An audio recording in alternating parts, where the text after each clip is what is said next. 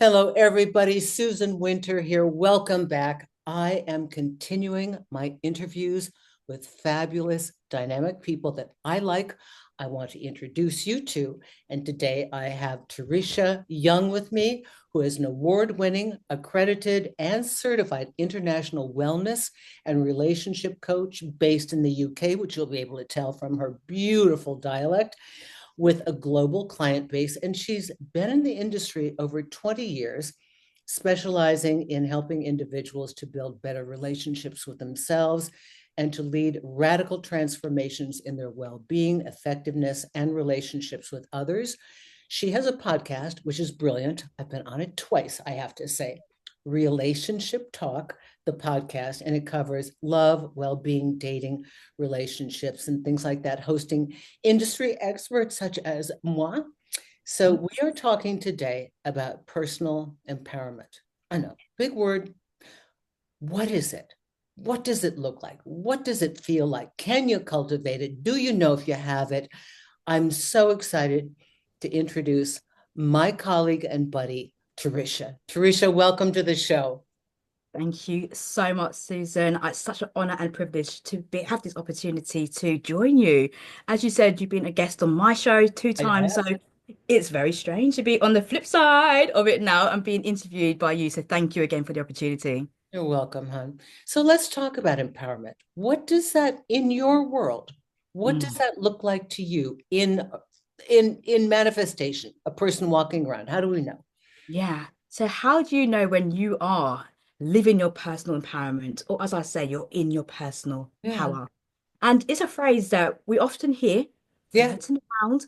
And sometimes I think there's a big misunderstanding about what it is because it's got the word power in it. And often when we think about the word power, we think about somebody who is influencing somebody or exploiting somebody with manipulative, Right. controlling, coercive, and sometimes even abusive Right. behavior. So that's why we link it that way. But personal power, personal empowerment is not that. And the great news is that we all have it. It's in us right now, and we can access it because it is within us. Okay, go So, on. You got to what tell is me now. so Tell me. how do you do it? Yeah, yeah. What is it? So basically, personal power is our ability to be able to act on things, to be able to do things rather than not. Because when we don't do things, then we become powerless people. So it is really an opportunity for us to connect with our mind, to connect with our body, to connect with our spirits, and to really witness our thoughts, our feelings, our emotions. There's actually an acronym, Susan, that I use, which is TEAR, TEAR. It sounds Okay. quite sad, but it's not. It's really empowering, actually. So T is your thoughts impact on your emotions, the E, Okay. and then that results in the actions that we take. And then the R is results. So we've got Right. thoughts, emotions, actions, and results. So when we start to tap into our thinking, our self-talk, and to think about, is there a better way of thinking about this? How can I think differently in that situation? Then we connect with our emotions.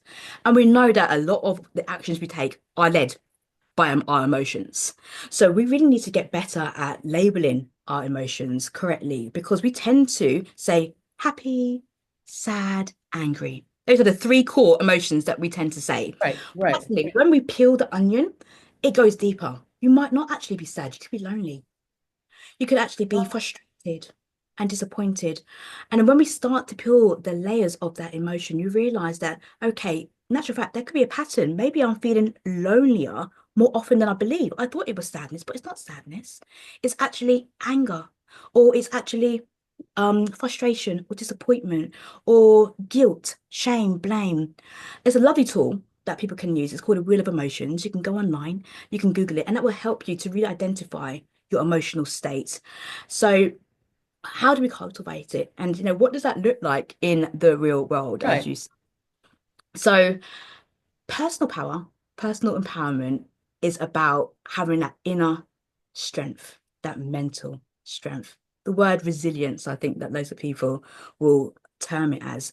So when we have that, we have this element of confidence that will exude through us, that can actually carry us through the most challenging times. Now, we're living in a world that feels so challenging.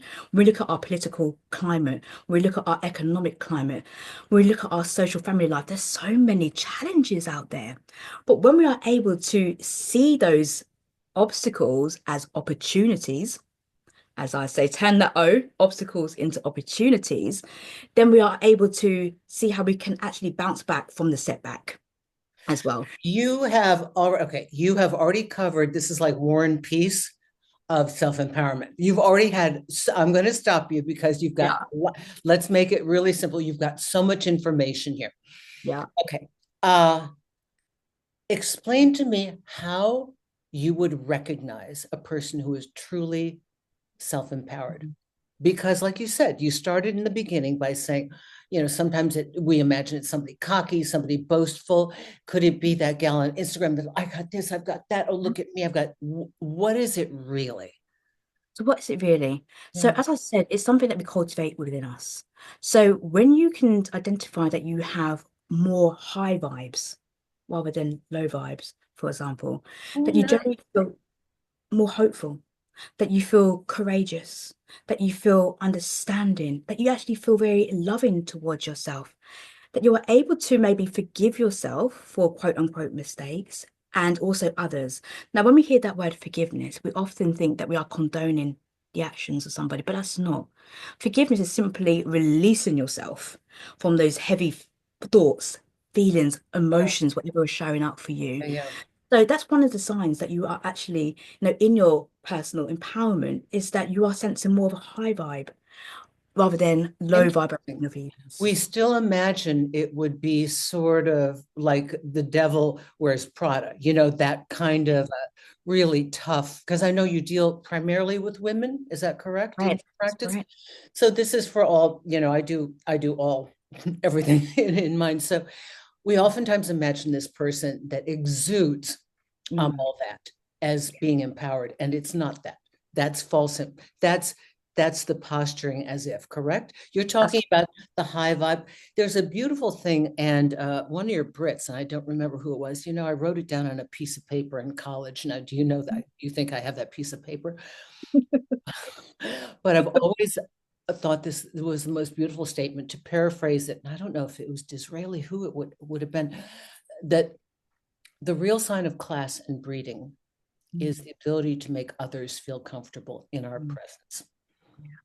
Not as a sycophant, but having a high vibe, meaning I like myself, so I'm not needing to tear you down, right? Mm. So you sense this. Are you able to sense this in people doing the work that you do? Who's got the real empowerment and who's bluster? Are you able to? Yes, I am able to sense that. And it's all about the motivation. You have to tap into the motivation behind it. What is the intention behind the action? So if, for example, the intention is to show off, to be boastful, Yeah, that's not a high vibe energy yeah, because that's yeah. what aesthetics. However, if the motion or the motivation is all about actually the kindness, how can I help others? No, how can I support myself? How can I support other people? It's a different kind of energy that you're It's beautiful exuding. energy. Beautiful. It's lovely that your version, and I'm going to say it's your version. I do agree with you, but it's kind of high-minded to say that your version of empowerment looks generous, loving, and Mm. magnanimous. I think Yes. there are a lot of people who are going to be watching this going, I didn't put those in the same package. Yeah. So we're imagining a much harder exterior sometimes for power, right? Maybe that's a very male model that we've been going off of. I'm not sure that power looks like this because we see men doing it. But this generous take is quite beautiful to add to this interpretation of it. And I do agree with you. Yeah. You have far more power when you don't need to exert it over others. You have far more power when you don't need Mm. them to feel like less for you to Yes, feel like more, right? absolutely. And because I predominantly work with women in my coaching practice, there's a concept called masculine and feminine energy. Yeah. And a lot of us, a lot of women who are in high ranking jobs, for example, even single mummies, whatever that may be, we have almost had to fight for our Yes, positions. absolutely. That puts us in more of a masculine energy. I'm not saying that you are more male or more man, it's Mhm, the mhm. energy. It puts us into the doing energy, the action, the vision, all that, the controlling energy. Whereas personal power as well can tap us into our feminine energy, which allows us to receive. So that means that we are receptive, that we are coming from a place of calm, balance, creativity, flow, when we take our hands off the control. And that can feel really uncomfortable for us to actually say, what do you To mean? control by letting go of control. That's surrendering exactly to the process, which means when we are in our personal power, that we have to have an element of trust in Yes, ourselves, yeah. trust in the process. So, a lot of that, when you feel that you're not trusting the process or not even trusting yourself, that's another sign that you are not necessarily in your personal empowerment. Okay. All right. So now we know what it looks like in the real world. Yeah. And to go back, is TIER your methodology to cultivate it? So it's an acronym. I'm not going to take ownership of it. I think it's Okay. something people All have right. heard of it. Okay. Cultivate it. So when we can sit down and just say, what are my thoughts and how's that impacting on my emotions? Oh, Oh, huge. yeah. Okay. And exactly it is, isn't it? Our thoughts and our belief systems, because a lot of our belief systems are actually limiting beliefs, Yeah. which are there for so many reasons. When you think about the societal pressures, when we think about our childhood programming, when we Mhm. think about our adult programming, when we think about governmental pressures, parental pressures, family pressures, there's so many reasons why we have self-imposed limits on us and also limits from other people. So we Yeah. can have these limiting beliefs that affect our thoughts. So again, it's a case of witnessing what is showing up for us on a daily basis, which is why methods like journaling is so Yeah. good. So Because you're self-analysis, you have to be able self-analysis. to be self-reflective to catch the thoughts that you would like to transform, correct? That is correct, exactly. And when we get that, we can even say to ourselves, and there's a technique where people might say cancel, cancel, cancel. I don't necessarily want to cancel out the thought because I think everything needs to be honored. Okay. So you sit back and you honor, you witness the thought. Okay, it might be something that's not so healthy. It might actually be causing us more harm, but there's no need to cancel it. Let's explore it. Let's go further. Where is it coming? Why would this give you the why? It's there. Exactly. Okay. Why is there? Now, a lot of it is actually derived from our childhood programming. A lot of it is from our childhood experiences, our attachment styles that we Yeah. form at such an early age. And when we get to witness that, we can go deeper into it. It's like go into the wound rather than just putting a plaster on the wound. Right, right, exactly. And then you can actively transform it through positive self-talk. Positive self-talk, So, such as like affirmations. yeah, yeah. Okay. I think that affirmations have to be within the realm of reality so that our mind will believe it. For me to say, I have $50 million and I look like I'm 25, I think my mind's going to go, Susan, Yeah. okay, not really. Yeah. But I think if I actually only have 49, but let's say that I had 50 million. Let's say. So I think sometimes people need to think incrementally or to the best possible outcome that they can actually, because I think you have to buy your argument for an affirmation to work. Are you of that same kind of mindset? Absolutely. We're going to have so many reasons. Our inner critic is going to show up, just like what you Yeah. said, Susan, and Yeah. say, hey, what are you talking about? Yeah. Yeah. Stop Yeah. kidding yourself. Yeah. So Yeah. why? It for me is evidence-based. For limiting beliefs, we're going to have shells of evidence as to why we can't do anything because of our negativity bias. We Right. have negativity bias where we look for the things that aren't going right. So Right. therefore, be so intentional about if you're going to say an affirmation to make it something that feels true to us in a positive state too. I love I am affirmations such as I am courageous. So you're going to have to look back at all of the times in your life when you were courageous so that you Oh, can this back is that up. brilliant. This is brilliant. So this removes it from a hope, from a dream, from a possibility, and pulls it down into real life. So this is what I call history. Yes. It's not a hope, it is Yes. your history. You've already lived it. So that's your security. Let me just reiterate this again for anybody watching, because this is so brilliant. Affirmations are very powerful in the present tense, as we've just discussed, but to have them grounded in reality that has a historic nature that you can actually grab onto as I've already accomplished it, right? Exactly. Exactly. Beautiful. I don't think I've heard anybody say it like that, Teresha. I Well, no, I either may I haven't listened to the entire glut of all world information, but I don't yes. think I've ever heard it that concretely stated. So It's that's important, but we are fact finders. So when we go back, the brain is looking for the facts. So there's another word actually called affirmations with an O rather than an I. Now, an affirmation, and it was actually brought to my attention by a lady called Mary Beth Schroeder, and she's of day one coaching. An affirmation is when you ask yourself, how? How am I courageous? So rather than saying I am, if that doesn't feel true to you, how am I courageous? So then what that does, the brain starts to go back again, evidence-based. Oh, this is how it is because of all of the reasons here. This is how you are courageous. Or where have I been courageous? Where have I been strong, resilient? So an affirmation is more about asking yourself a question around it and allowing the brain to give you the answers. oh, this is very helpful. I can't imagine you as a love coach and a wellness coach and and an affirmation coach. You get like you're like the whole bloody package all in one. They get all these individual disciplines in one coaching session. Oh my God, this is brilliant. Okay, so that is a very concrete and reasonable, actionable way to begin to shift and get into our inner strength and our true demonstration of strength. Okay, so now that we have it and we know the signs of it, Yes. uh, what happens when somebody tests us or we come up with a triggering situation and we find a real challenge where we begin to lose our personal power? What are your steps to go back in and reassert how we maintain power? Like, because say, for example, we're in love, we know who we are and we're great and we're all like it, but suddenly now we merge with somebody and the us gets washed away in the process of loving. How do we stay intact? The thing is, if we have been in a situation where somebody might have triggered us or activated us in some sort of way, it's probably because a boundary has been crossed in Okay. some way, shape, or form.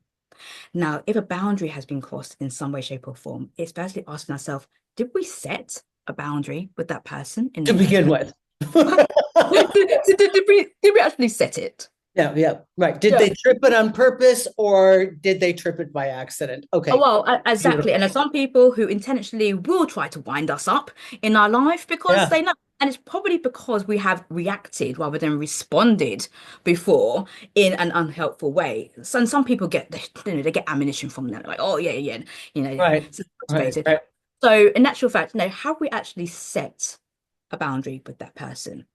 Did we assert it with that person and have we maintained it? Because one thing to set and assert about a boundary, but if you don't maintain it, and also I think for many people, they need to know the consequence of Oh, not yes. actually Yeah. honoring the boundary. And sometimes we don't even say it. We say what we want, but they don't know what the outcome is if they don't deliver or they don't respect Well, it. it takes courage to act on the consequence because it might be you closing the door because you've had this conversation 20 times and they've just like, whatever, whatever. Yeah. I'm that way. Yeah, you're too sensitive, whatever. Yeah. Yeah, exactly. So firstly, there are the boundaries that we set with other people, and then there's our own personal boundaries as well. Because if we don't honor our own boundaries first, how can we even expect somebody to respect and honor ours? Okay, okay. Unwind that a little bit. Our own personal boundaries. What does that look like? What are we talking about?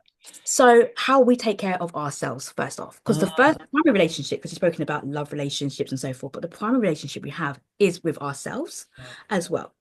And of course, whether you have a higher power, your source energy, God, whatever that may be for you, our primary relationship is with ourselves. So if we are not actually honoring our own boundaries when it comes to our functional boundaries, which are the way that we perform, the way that we do stuff, if we're not honoring our own boundaries there, we're working overtime galore, we're not taking time for ourselves, and we're just putting other things before us, then that's not great. Same with our relational boundaries as well. How are we actually taking care of ourselves? So, firstly, we need to set boundaries for ourselves. and then make the brain know that we are respecting and honoring those boundaries. That gives us the confidence, that gives us personal power. Then we are able to assert ourselves with somebody else and say, I know myself pretty darn well. And this is what I need. Because, Susan, some people think if I express my need, it comes as neediness. And there's a difference between neediness, that clinginess, kind of like see me, see me, see me, kind of I don't feel a certain way unless this happens, and I need you to do that for me. Yeah, it's the knowingness. It's that intangible thing when you're giving that information that is very solidified and unified. It's not like a desperate attempt to give me love or give me something I don't have yet. It's very. I could have stopped you at the second sentence and just done an hour on that. I can't. I mean, you've got so much information here that is so brilliant. You're skipping over it because I know it's kind of like I've come into this candy shop with all these different things, and I'm like, oh my God, I want a taste of that. I want a taste of this. This Yeah. is so beautiful and so brilliant. Okay, um, as women, Yes. we have been, I don't know, historically, biologically, I don't know, kind of predisposed to taking care of others first. Yeah. Yes. And it is, I think of the gals that I like the most and that really are the most loving and generous with me. And they are constantly sacrificing themselves for other people. I pride myself on the fact that at this juncture in my life, finally, I have loving, devoted, generous friends that are as much of a giver as I am. But I notice this and I'm always yelling at them and they're always yelling at me to take care of myself. And it's an ongoing journey, and I know you have a child. I I mean, do. we've got children, we've got family, we've got husbands, we've got duties, we've got responsibilities. It can be a daunting task for us to really prioritize ourselves. And how do you kind of keep yourself on point? Do you have a little way to do that? Check in with Yes, yourself? I do. I'm always checking in with myself. As you said, I am a mummy to a daughter, a fabulous daughter who turned 8 this month, actually. And it's really important that I do check in for myself and Yeah. take time for me. So some of the things that I do is I'm very much into mindfulness. So Mm, like I mentioned before, journaling so that I can witness my thoughts, my feelings, and my emotions, and to take the intangible and to make it tangible because there's so much going on in my mind. I'm a business owner.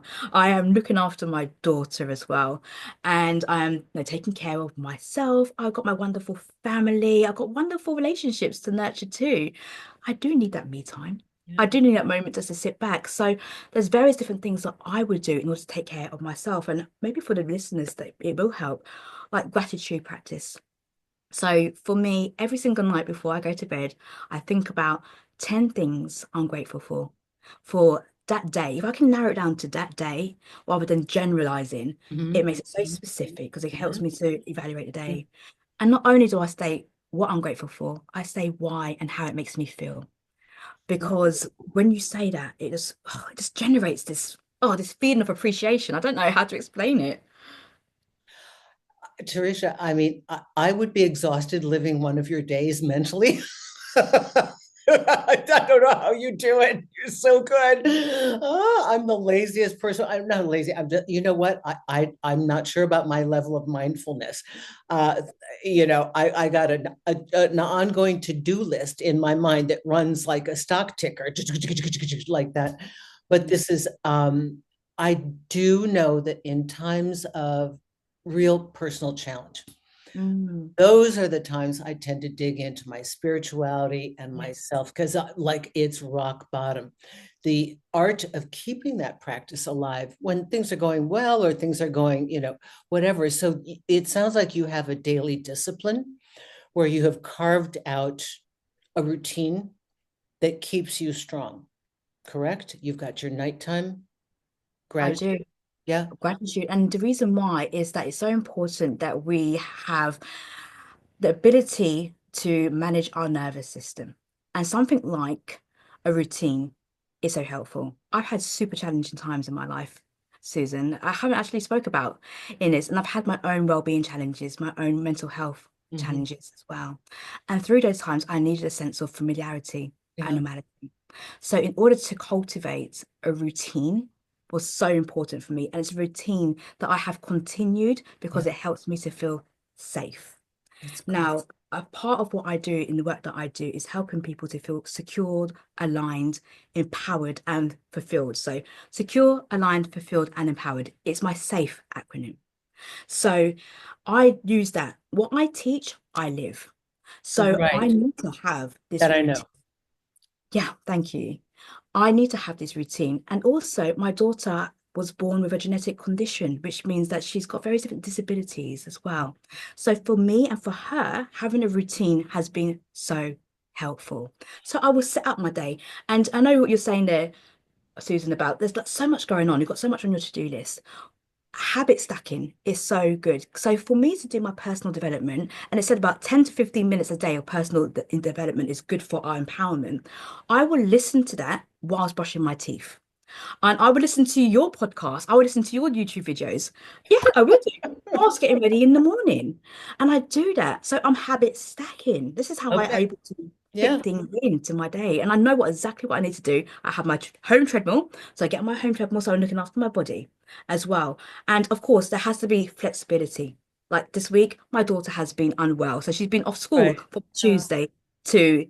tomorrow, which will be Friday. So I've had to have some flexibility in that, but still I have found ways to be able to have that familiarity so that I feel safe and I don't go into the fight, flight, freeze response that many of Right. us. Right. This is so beautiful.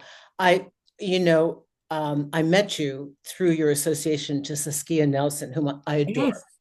And just a plug for this, if you any of you out there are thinking of getting dating photos, I mean, there's no place else to look. Go to Hey Saturday. She's brilliant. Right now, she's got New York, LA, London, and maybe some other places, but I absolutely love her. She came to New York with Giles years ago. I just had a hip replacement, and she was kind enough. I was on like these walker things, and she came to my lounge at the Terrace and sat and interviewed me. And she was so just delightful. I mean, so they had a ton of things to do. And then another time she came and I took her out to Cora Club. And so she's just been a very special person to me. And it's thanks to you knowing her and working with her. But I'm always amazed, and I'm just going to say this as a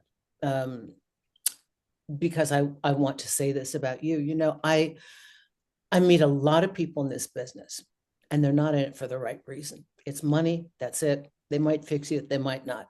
And then I meet people like you that are not only in it for the right reason, but you live it. It's we all know the things to say, but living it is a whole nother story. So just from me to you, just big, big, big Thank hug you. here. Thank you so much, Susan. You're welcome. Now, let's get on to effective communication. Okay. Mm. Because I know you could talk about a million things. Now, so now we're taking care of ourselves, Yes. and we're working with our limited thinking, and we're a work in progress at all times. And we need to have a discussion with somebody about a boundary or about something that happened. And some people, even though they've done all the work, have a bit of intrepidation.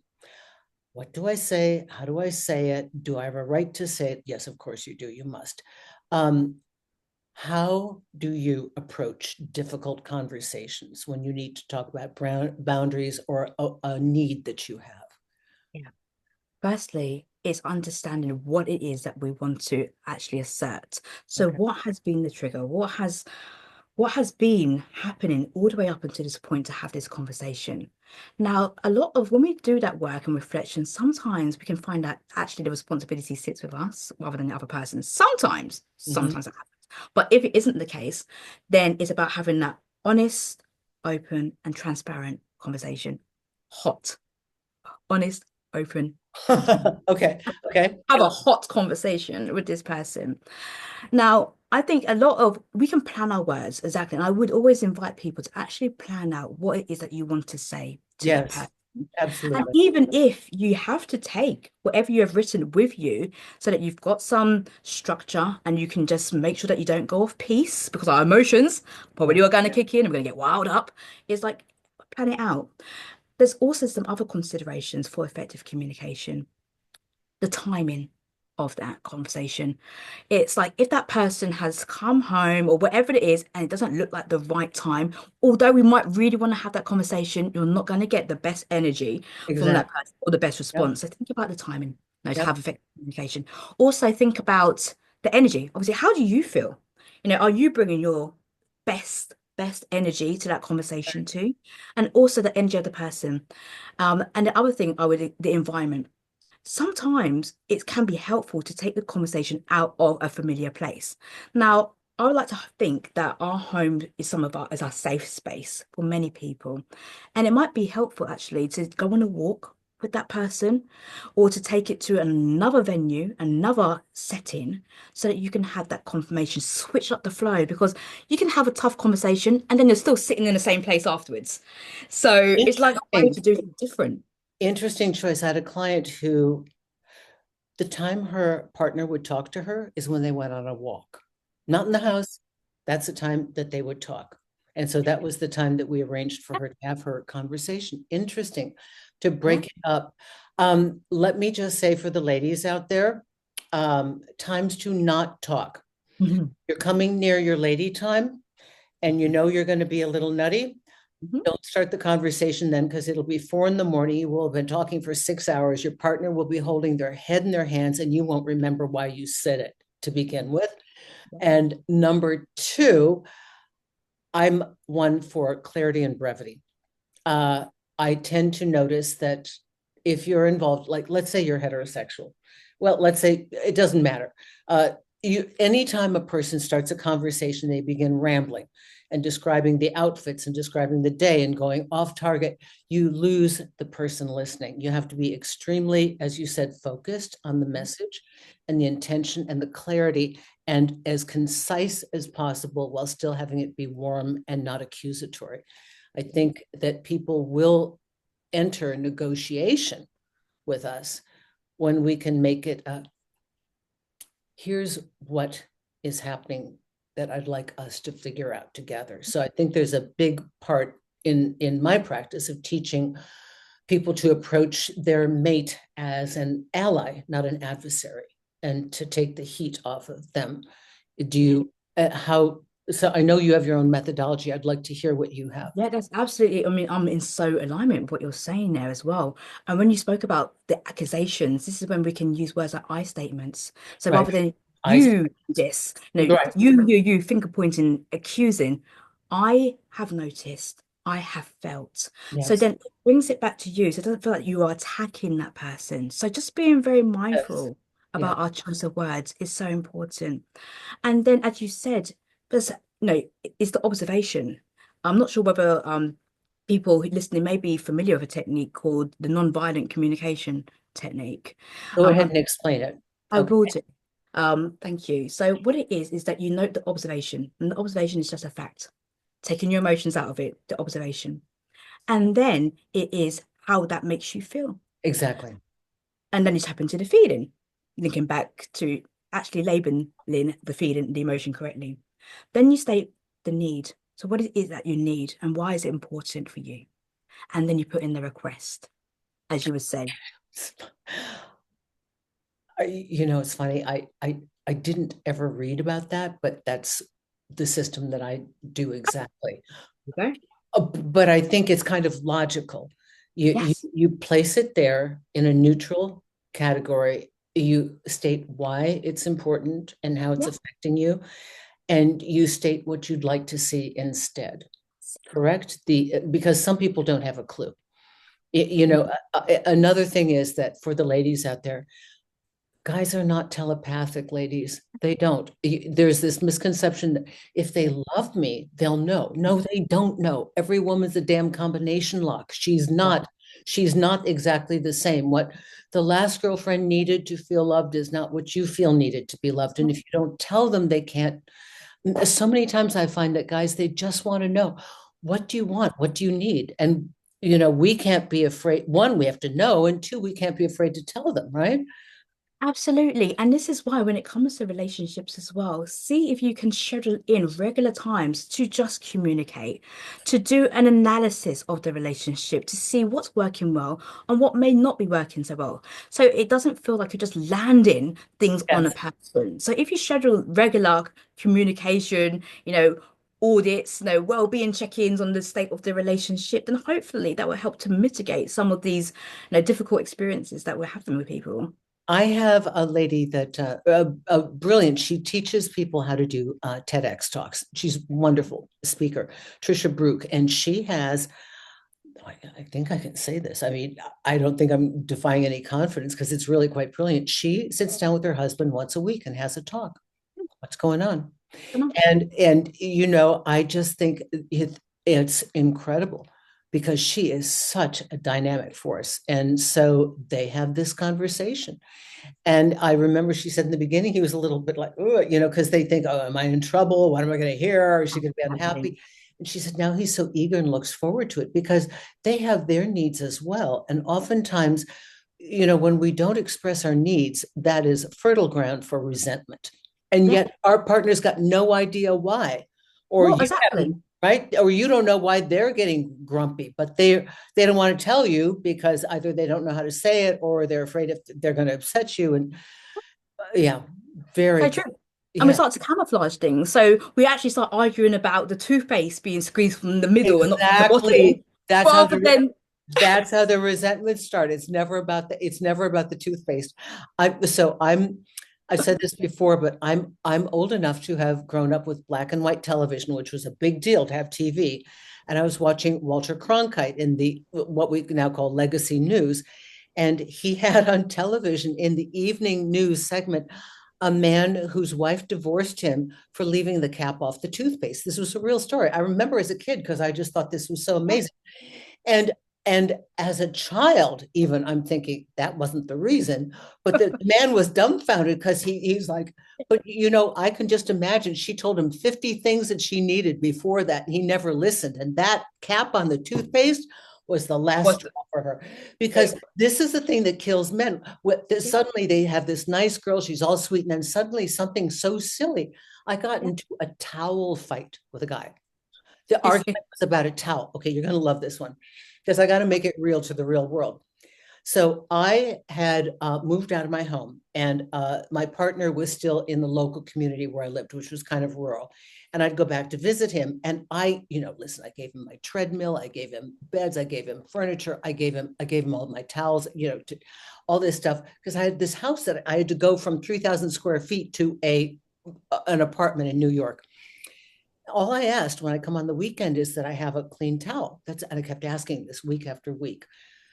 It wasn't about the towels, but he was convinced that it was because I came back one weekend and I flipped out. And he called his father and he said, she went crazy. And the father said to him, what about? He said, a towel, a towel. And the father said, well, women are crazy. What the point? It wasn't about the towel, for God's sake. I kept telling him, we are together. We've been together 2 years. Mhm. I have pictures of you on my nightstand, a trip that we've taken to London, a trip that we've taken to Florence.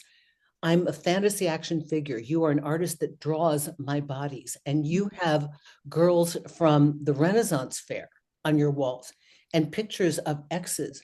You don't have one photo of me in your life, Yes. which only echoes the fact that I don't feel like you've ever fully let me in. Mm. This blew his mind. He couldn't hear this. He still thought it was about the towel because she went crazy on the towel. It was never about the towel. And that's the thing, is the ability for somebody to be able to truly listen and actually hear you. There's one thing to listen, but did they actually hear what you said that? And he wasn't hearing. And I can understand how that was a complete camouflage for him. He didn't want to hear anything else because that means that he has to take responsibility. So he didn't want to take responsibility for that. So you take the responsibility for that. So he just put his hands up and say, it's not me, it's you. Interestingly enough, when I broke up with him, he was shocked. And he had then finally decided that he'd stop testing me. He made it very hard for me. He was going to be like, give me a hard time. Okay. I think to maintain control, he was really enjoying it. So, when I finally backed away, he was really shocked because at that point he was, I'm done, I'm in. But I found it so offensive to do this on purpose because you can't not notice this. Well, who knows? Maybe there's a photo of me now that I'm gone. I don't know. Maybe it's there to program the next girl to feel insecure. I don't know. This was a long time ago before I started doing the work, but it was enough for me to understand that it's people think it's about whatever that thing was, that they ran out of gas.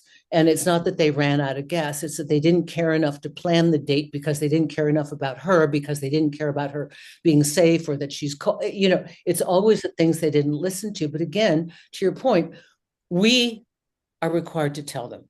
We have to tell them what it is, to at least one, give them a chance to correct it. And if they don't correct it, two, give ourselves the knowledge it's not going to get better. And maybe we better think of a plan to evacuate. Absolutely. Knowledge is power, but what we do with that knowledge is powerful. So we can take that information. If we then decide not to act upon it, then we have to take responsibility for that. But it is information. I And know. exactly what you're saying there, Susan, in terms of saying they should know. It's almost like, no, they know who I am. But then we are evolving people every single day. What actually you think they might have known about you, you might have changed. You might not want that need anymore or Right. anything. So again, it's a case of not having that expectation, communicate very clearly what it is to avoid misunderstandings and misinterpretations. Okay, so let's go on to one of the last conversations about personal power because I could keep you here forever. Mhm. Um, and I don't want to And go. I could stay here forever with you, I don't Susan. want to go past your dinner time. But let's talk about at the end of all this work, or perhaps in the doing of it. I believe that we amass a certain amount of personal power in beginning to now trust ourselves, to take care of ourselves, to trust ourselves, to advocate on behalf of ourselves. Um, what methodologies and what things have, or maybe let me back up. What was your evolution in learning to trust yourself? Yeah. When I started to live life with intentionality, when I found my purpose, and when you find what you are truly passionate about, then you are living in purpose, on purpose, with purpose. And the work that I do right now, in terms of helping people with their well-being, with their relationships, I am living a life of purpose on purpose because that's what I had to do first for me. I firstly had to take care of my well-being and my relationships in order to cultivate my external relationships. So the first thing that I would say to know that you can start to, build that trust with yourself is to actually find a sense of purpose. Right, Now, we can feel that we are being purposeful because we're wearing so many hats, mom, sister, wife, partner, but it's for you, not for what you're right. giving to people. So that was one of the first things that helped me to identify that I could trust myself and to live with intentionality. Also, focusing on my strengths and my achievements because we can have that self-talk, we can have that inner critic that will come and beat us up. And for me, I had a lot of that just due to my childhood upbringing, experiences at school, relationships that didn't work out. I had a lot of self-talk, a lot of inner critics coming up. So for me to be able to focus on my strengths and my achievements, but I have to be mindful because I am a hyperachiever. I've done that. Is one of my biggest saboteurs is that I'm a hyper achiever. So goal after goal. So I do need to sit back and actually witness that and then just be present in my feminine energy and receive. So, something that I do is I always look back on my daily wins as well. That helps me to trust myself to remember the history. As you said before, remembering the history. So important to build up that trust. So that's what we would call celebrating your wins. Yeah. It would absolutely I so don't do important. that enough. You're so inspiring. And I wonder if I'll do any of this, to be honest with you. But I mean, at least I get to listen to it this way. I think for somebody starting on this journey who's just been given like 10,000 beautiful tips here, to just pick one that's small enough that you can do it consistently. It's like trying to go to the gym and do a 2-hour workout, sometimes just incrementally, Yeah. little things one step along the way, Yeah. because you've really got a bevy of these things to share with us today that are quite incredible. I know for me, the beginning of me trusting myself was a little bit different. Um, I learned that there was absolutely nobody on the outside that was telling me what I needed to do, that I Mhm. tried everybody's methodology in every different way, and it worked a little bit in some cases, but not 100% across the board. But in my mind, I always saw something different, a completely different approach, but I didn't trust that I was right because I thought, well, they all do it this way. There's Yeah. something wrong with me. Of And course. I call it the wild card because I'd played every card in the deck. There was nothing left. I'd tried every modality, every spiritual thing, every philosophical thing. And I thought, let me just try me. I mean, I got no cards left. And that was the one. And then when you learn to trust yourself, you have that inner guidance, like you said, because at the top of this show, you said that you always have it within us. So my way of finding it was a little bit different. It was a process of elimination, but it took a lot longer. I went through many more decades than you have. Of just like I've listening. done four. I've done 4 decades. Oh, honey, I'm past you. Okay, thank God I'm not double that yet, but I mean, I'm pretty close. So, I just, I, I think to myself that sometimes trusting ourselves, there are people that get it right out of the gate and it's innate for them. And there Yeah. are those of us who work at it. And you know what? Those of us who work at it tend to try and pass on that information to others Yes. because it was such a big deal for us that we want to help other people get it too, right? Because once you get it, you're like, oh, I got to tell people about this. This Well, is amazing. that's exactly what it is. It was my lived experience because I went through such a bad time season where I didn't want to be here anymore. Oh, I honey. really didn't. And I had to seek help for that, for where I was in that place. And they actually put me on to a course of CBT, which is cognitive behavioral therapy. Of course, Right? fabulous, the best, the best. Yeah. Yes. So when I did that course and I started to realize the power of my thoughts and witness my inner critic, and then my outcomes and my relationships improved, the relationship with myself improved, I said, who does not know about this? And that's when I got onto my personal practice, my private practice for my coaching, and I started to deliver Yeah. that. So I wanted to teach people, I wanted to be Yeah. able to educate people. Yeah. And then I was like, yeah, how can I serve? And it did take for my lived experience in order for that to then influence my personal experience too, because I was not going to be in a place. I always say it was my breakdown that led me to my breakthrough. This is so And that's beautiful. where I was. So I feel personally that the quickest way to get to your soul purpose is to look where that challenge was that nearly broke you, because within that challenge are the seeds of where you are going to be assisting others. I've never heard of a fascinating person talking that had zero challenges. I've never, we see these people that were like on Oprah, these people that were like hiding in a basement and going through traumas and wars. And they're the ones out there taking their show on the road to be motivating for other people. So I think I think that our challenges in another light can be viewed as a purposeful gift. It is hard, but finding your way through that is a blessing for other people to help them be released, right? I know that you've done this in your life. Yeah, I mean, absolutely. And seeing that gift, as I said, turning the challenge or the obstacle into an opportunity yes. for us to be able to say, so Yeah. how can I, turn that into the gift, an opportunity for myself, for other people, and to allow ourselves to take responsibility for that and being just decisive, commit to our goals, commit to our dreams. And that has us in our personal empowerment so that we can also just witness. For me, Susan, as well, it really took for me to take stock on the people, the quality of the people in my life as well. Oh, And yeah. That's yeah, huge, right? it I is call it spring absolutely. cleaning. Oh, well, yeah, absolutely. And it's a journey, not a destination. And Yeah. we need to, as we grow as people, we need to really look at, the people in our lives. Who are the people who, I categorize them into like four types of people. Like, who are the people who lift me up? and brighten up my day. I can turn to, hey, now who are the people who thrust me forward, like the go-getters, go Teresha, the ones who really, really motivate me. And then I have the people who are the weights, who actually, when I leave them, I feel really down. I feel really negative, after being in their company. And then the drags, who, unfortunately, I don't have these people. The ones who always have a constant Yeah, yeah, sad story, and yeah. I don't take any responsibility. I know. And I do my spring clean like that. And luckily, I'm in the part where I've got people who are my lifts and my thrusts, and I'm able to bounce on that, my support network.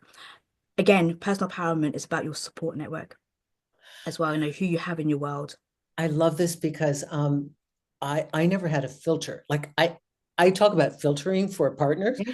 but in my early life, I never had a filter for friends. People would come into my life and ask me to be their friend, and I would just accept them.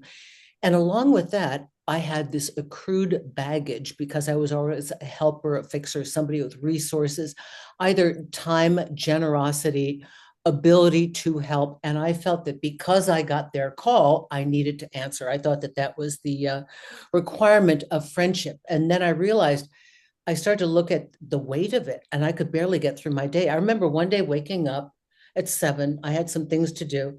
I wasn't off the phone till 10 o'clock at night. I wasn't doing this work yet. I was kind of in the work, but I hadn't found my way to consulting. And I I had been on the phone all day helping people with their life. And I just thought to myself, you know, most of those people wouldn't spend an hour with me on the phone.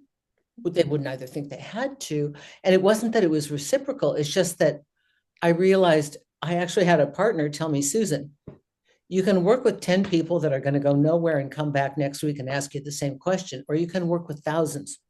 Like do what you do, keep up your writing, keep up, just start. And I started to close the door, and I had to find an excuse because I wanted to be nice. So first I'm writing a book, then it's that my mother was sick, and then I always had to have these excuses to close the door, because you can't say, what are you going to say to people? I'm sorry, you're the one that pulls me down. I can't, you can't really say that. So I had Yeah. to back out of these things, and I also had to learn to be discerning. Just because I hear the call for help doesn't mean I am the one who needs to answer, because they are the ones. And I remember the first time that I challenged myself to not respond to this girl, because I was in New York and she was in LA, and I inherited her in a group of people. And she'd always call me for help, and it was always about the boyfriend, and they never liked her enough. They never loved her. And it was always so negative. And she called and called and called. And I stayed up on the phone till 1 o'clock. And I had an early show to do for CBS at like 5 in the morning. And I thought, I can't do this to myself. I can't think, right? So the next time she called, I didn't answer. And I remember the discomfort. Oh my God, the feeling of, I'm letting her down. She counts on me. Who's she going to go to? I was suffering. And I didn't stop thinking about it. But a couple days later, I heard from her, and she said, I sorted it out. And I realized the greatest gift to give them is to not always be the one to save them. Because then she had to look at herself. Yes, absolutely. You can give the person the fish, or you can give them the fishing rod. Yeah, So, yeah. And you know, it can be hard to wean yourself from that if it is you're because of sensitive. habit, and it can be difficult to break a habit, and we'll be outside of our comfort zone. So even if there's one thing that we can do in order to regulate our nervous system when we're feeling a bit wobbly, it's just the power of the breath. Sometimes we can just make it so simple. Get us out of our thoughts and just do some deep breaths. Regulate the nervous system, breathe it out. And it says that the breath is the glue that connects the mind and the body. So all we have to do is just breathe. And I don't think we are very intentional about our breath work, but it's so important, and it gives us clarity too. So even if you are feeling like in that moment where you're feeling extremely uncomfortable, just breathe it out. Just breathe it out. And it can really help to regulate the nervous system. You have such incredible information. I'm going to include all of your links in the show notes. But I want to ask you, how do you work with individuals? Do you consult them? Do you do group things? Just before we end this show, just because I know, how can people get a hold of you? I will have it in the show notes, but you tell us verbally in case Yeah. they're listening to it and they can't take a And note. That's absolutely. So thank you. My name is Teresha Young, and I am Teresha Young across all social media platforms. I also have my website, which is www.tereshayoung.com. And I work with people on a one-to-one basis, either individually, couples. Also, I work with corporate companies, delivering workshops and training sessions too. So you can reach out to me on DM, or you can just contact me via my contact page on my website. Email. I know Susan's going to put it all in the show notes anyway. So there are various different ways that you can contact me and various different ways that I work with people. So for me, it's all about assessing your individual needs rather than saying I work with you over a course of several weeks or so forth. I need to understand more about your journey, and then we will understand more about what that looks like for you in terms of transformation. You just, I thank you so much for all of this. Thank you. Me getting the opportunity to ask you questions, it just like opened Hmm. up this whole library of information because when you're asking me, I'm the one. Yes. So I enjoy it. I thank you so much for your time tonight. And you are so lovely. This is a beautiful concept. We've talked about many things, setting boundaries, finding our inner strength, what true empowerment is, how to increase your positive self-talk, how to reach your goals, how to filter out to make sure that you have supportive, loving people, and how to be loving to yourself. Teresha, thank you so much for your time tonight, and I really appreciate it.